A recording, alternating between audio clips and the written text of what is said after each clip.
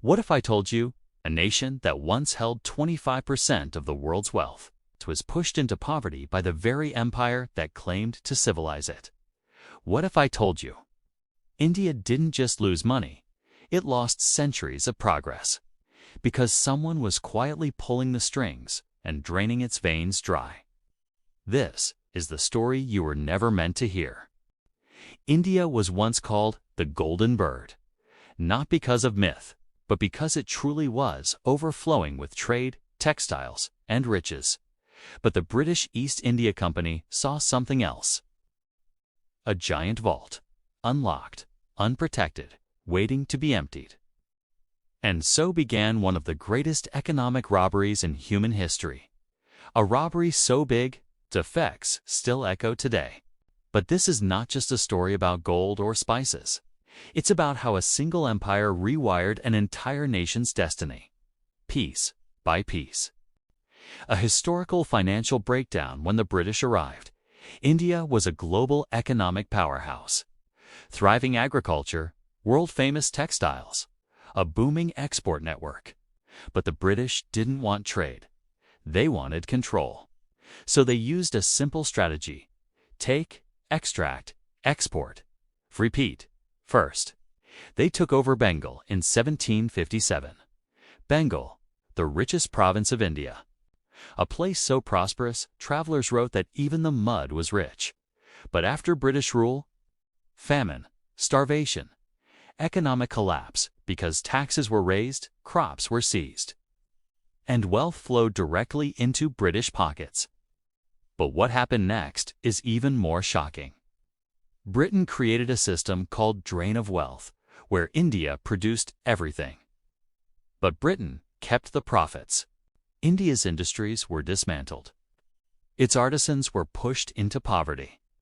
Its innovations were silenced. Why?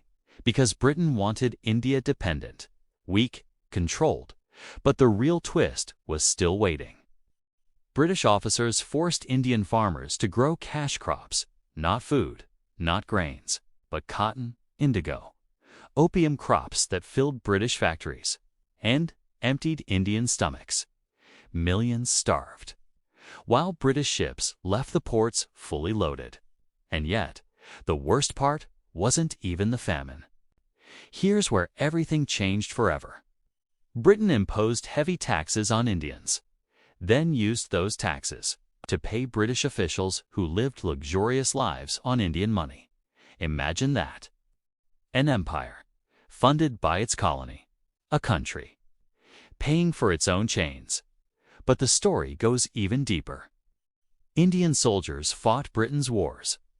Indian revenue funded Britain's railways. Indian wealth built Britain's factories. London grew brighter, while India's villages faded into darkness. And still, the draining continued. Experts estimate that Britain extracted $45 trillion from India. Not million, not billion, trillion. Money that could have built schools, hospitals, universities. But instead, it built the British Empire. However, the real twist was still waiting when India tried to rise. Britain placed strict laws. You couldn't start businesses. Q. You couldn't compete with British goods. Q.